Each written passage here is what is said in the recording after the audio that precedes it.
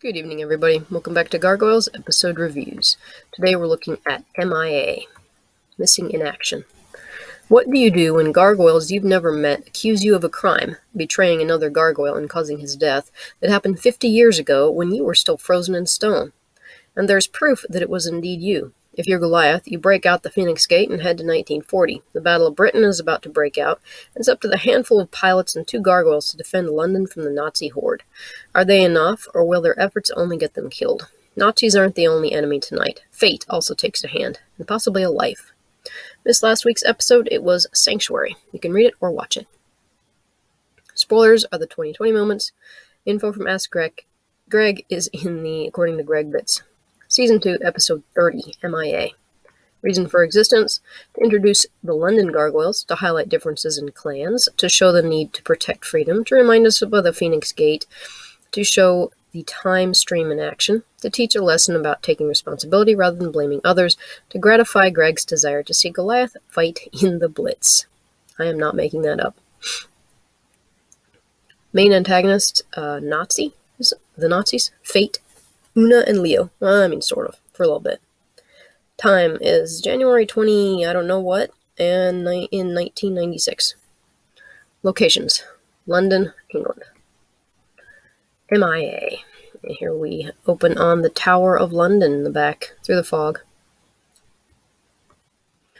We open again, right after that establishing shot, on a London street, where a gang of white hooligans is chasing, and these are like kind of punk hooligans too, some apparently foreign guy. As they move through the streets, they're destroying property by smashing it with baseball bats. Not cool. But at least they didn't set any of the cars on fire, and there's not, vast hordes of them camping on the streets, unlike the UK and Europe nowadays. But both of which are starting to look like Somalia or other countries where certain people take refuge from. They're also not taping knives to their hands and going about slashing everyone while on a religious rampage. But I digress. Quick, stereotypical foreigner, run from the stereotypical hooligan gang. The foreign guy runs into a magic shop. Well, 2 creatures are running the place. One has the head of a unicorn, and the other a lion.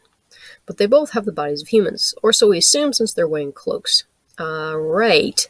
Fortunately, a shop regular is there to helpfully explain that the owners wear masks. That sounds fake, but okay. Like, really, really fake.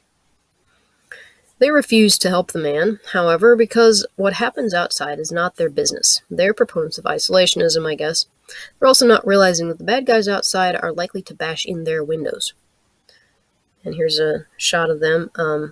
The unicorn one has like a spike on her head that's got metal over it. Like her horn is sheathed in metal. I don't know what that's about. Those are some pretty fantastic masks, if they're masks. Elisa and the Gargoyles float into town, apparently on the Thames. They pull up at a statue of a World War II warbird. On the plane's wings stand a statue of a griffin-like gargoyle and one that looks exactly like Goliath. Man, it's great how Avalon holds the protag's hand so we can finish up in 22 minutes. It's a clue, Fred. The monument has a placard that says it was in remembrance of the Battle of Britain, which happened in 1940. Those don't look like any gremlins I've ever seen. That is most definitely Goliath. Did they get pictures of him? Like, how did they know how to do that detail so well? An old taxi driver suddenly appears to conveniently provide information on the battle, since the people watching this will be kids who may not be familiar with history, which would be pretty much everybody nowadays. He explains the Battle of Britain was called the Blitz, and he remembers it well. Remember, this is back in 95. There were creatures such as gremlins and other legends, but he doesn't remember any gargoyles. He says that if Elisa is interested in myths and legends, she should check out a shop in Soho. Now, here's just a side note. When you say gargoyles, I don't know if most people would look at what we have as gargoyles here as, true gargoyles. You'd think that they would be, a little more chunky, like blocky looking, whereas these guys are pretty much like humans with wings and different colors, and the feet are a little bit different. Anyhow, getting back to the thing here. The proprietors are interested in magical creatures and such. Well, now, I have a funny feeling they look like a lion and a unicorn. On the way there, after she gets out of the car, Elisa is set upon by the same gang that was chasing the immigrant. Of course the gargoyles save her. Man, this gang gets around. Are there no cops in this whole town? And there's Angela holding him up. Throw your partner round and round. They bear a striking resemblance to that gang that's always being really stupid and trying to beat up Goliath in New York. They then run into the shop owners since they're right in front of their establishment. Convenient. They apparently know Goliath, even though he has never seen them in his life. They also have a major bone to pick with him, since apparently he betrayed them and got one of their friends killed. Now, if this was a human accusing another human, I'd say that it was a case of mistaken identity. It's a little harder to claim that when the subject is a giant purple gargoyle. Despite Goliath's insistence that he was trapped and stoned during 1940, which is when their friend died. Man, they totally hold a grudge for a long time. It's been 65 years. Or 32 and a half for them. They don't believe it. Now, all this goes down in the sidewalk / street right in front of God and everybody. I guess everyone thinks it's a LARP. They all troop inside. The argument continues. Leo the lion gargoyle takes off his robe and reveals a very stylish outfit. Una the unicorn, quite the names, has on a flattering pink dress. It really is nice. I like those costumes. Again, I don't know why our Manhattan clan has not upgraded its wardrobe yet. As things are about to come to blows, the unicorn pulls out a book of magic and casts a spell on Goliath, Elisa, Angela, and Bronx. Hey, cool, another Grimoire.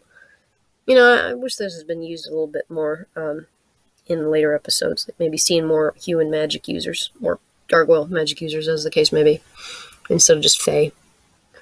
The London gargoyles abduct everyone except Goliath, telling him that he will now know what they have felt for the last 50 years.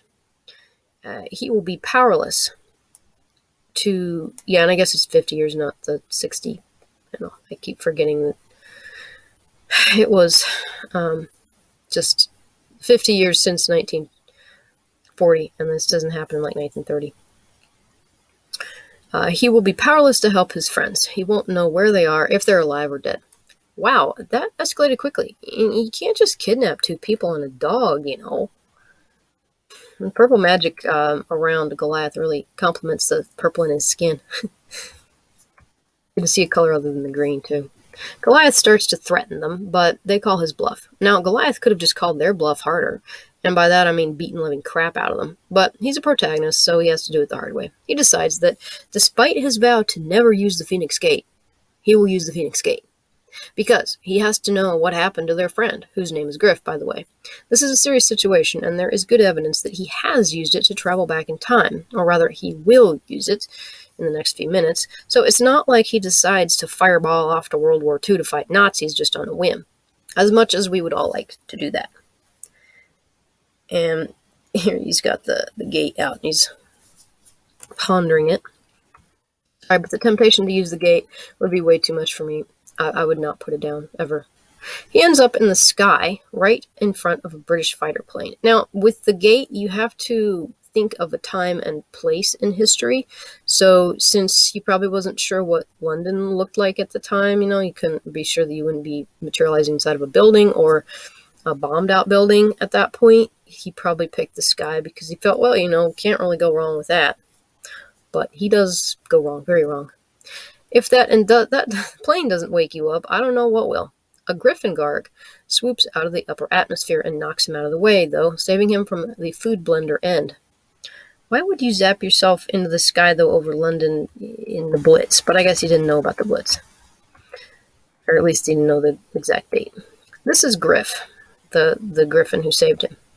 It's funny how they choose a unicorn and a lion, which are the royal coat of arms for the United Kingdom. They're also using a griffin, which is a common heraldic emblem in that part of the world. Now, this guy's outfit is snazzy. It's sort of like medieval English, but biker toe, like rocker. It's leather vest with shoulder pad things, pauldrons maybe. And he's got little gauntlet bracers that are made out of metal on his wrists. And he's got a mohawk. I really like his character design. His wings have feathers on them too, which is pretty cool. Griff does not seem too surprised to see another gargoyle. He is quite pleased to see one. And he says that Goliath looks like Scottish stock. That is interesting because it means that just as humans look different depending on their origins, gargoyles also have ethnic differences. And indeed, these English gargoyles look like animals rather than humans. Looks like they even have fur and feathers. Now, the fact that Griff offhandedly comments that Goliath looks Scottish makes me think that Griff has encountered Scottish gargoyles before. It's a bit odd, considering they were supposed to have been mostly wiped out. He's also not too surprised to see a Scottish garg, which leads me to believe that they are not all that rare. I don't really get an explanation on that. Griff takes Goliath home to meet Una and Leo. Back in 1940, they were just as eager to stay inside and let the world pass as they are now. They say human problems are not gargoyle problems. And after that many years of seeing the nonsense that goes on when nations try to butt into other nations' problems or cause problems, yeah, I can see where they're coming from. I see why they would still have the idea of, we'll just stay out of it all. Right, here we are at halftime. I could have split this, but it's not really a whole lot to the second half other than just some comments. Griff is quite vocal in his protest. Goliath backs him up, saying the humans' problems usually become gargoyle problems. Oh, there's a lot of history in that statement. If Griff only knew. Oh, Griff broke a teacup in anger. He means business now. Griff is completely living up to the gargoyle way of life. He's protecting. He's also taking seriously his British heritage and his love of freedom. He knows that if the Nazis win, the entire world loses, humans and gargoyles alike.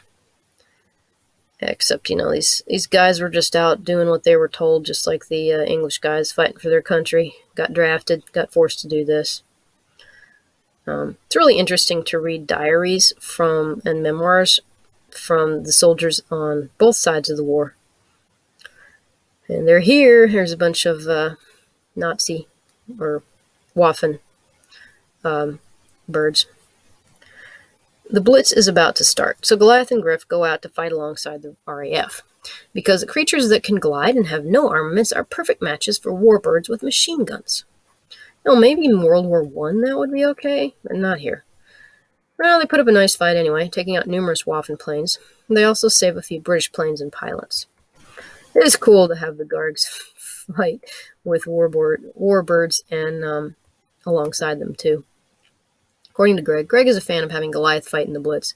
Greg also wanted to give a nod to one of the fighter aces, Douglas Bader, a true hero. Check out Greg's ramble on MIA at Station 8. Greg is such a character. He actually made an episode that made sense, and it was a very good episode, to fulfill those wishes that he had. And the fact that he's even thought about that kind of stuff, it cracks me up. He's an interesting guy. And we are so lucky to have him.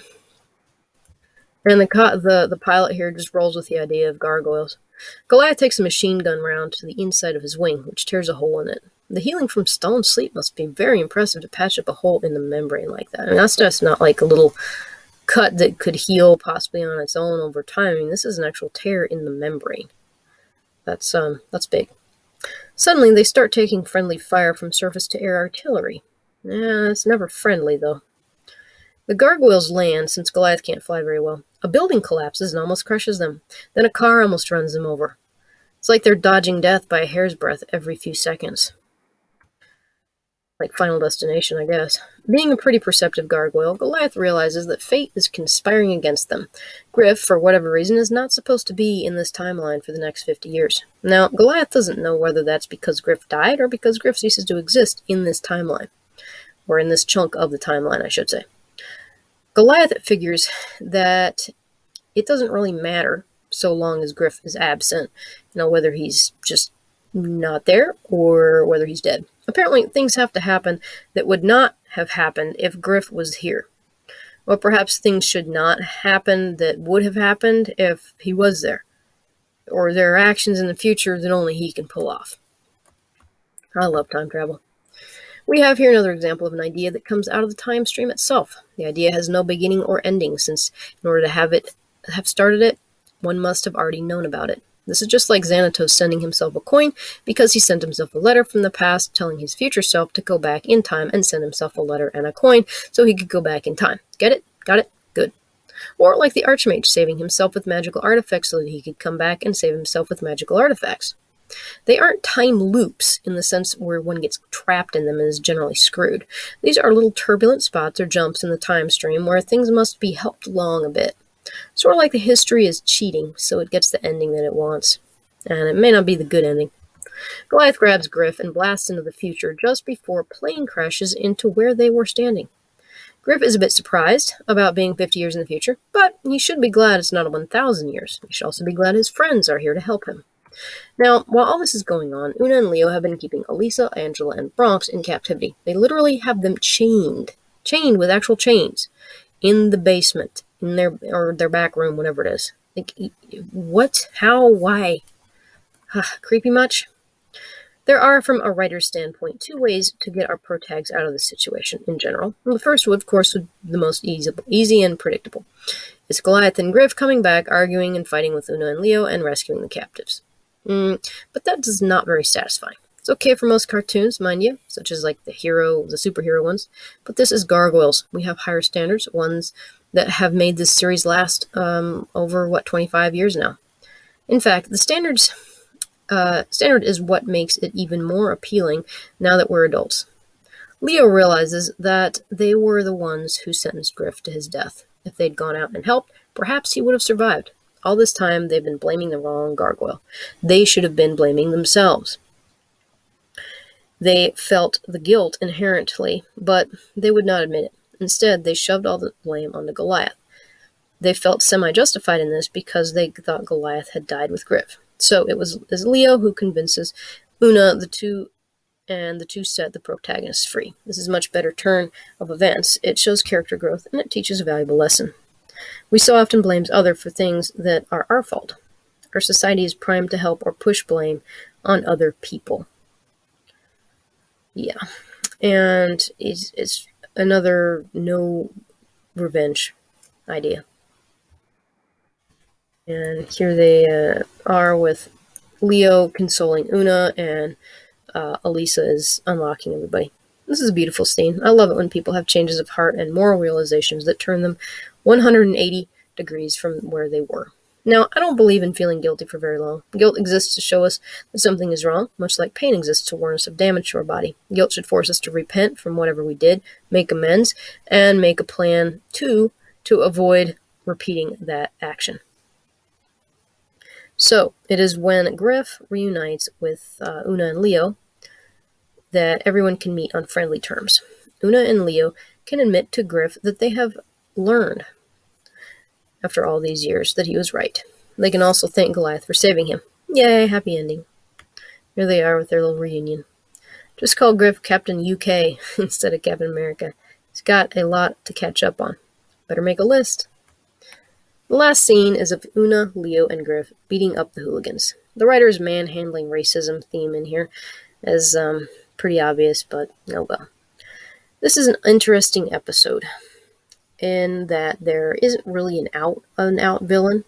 Yeah, Una and Leo are antagonists, but we feel sorry for them since they're acting out of the grief and anger that come from the death of a loved one. We really can't bear any animosity toward them because they're not doing it for personal gain. They're taking a sort of revenge, but one that hurts them as much as their targets. And that is so typical with revenge.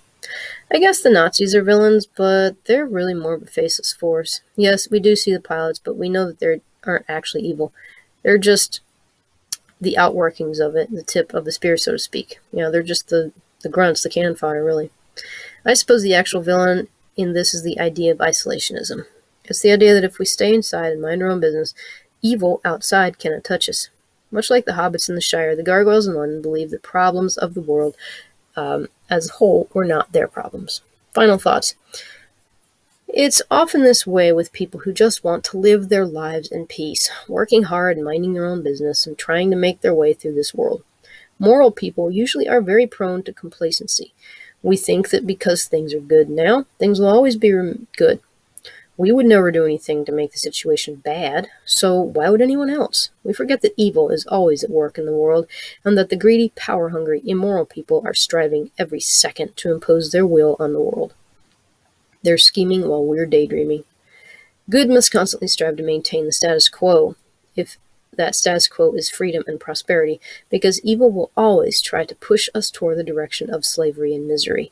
It will do so in so many ways, and will always be changing its tactics, even claiming progress and justice and safety as disguises.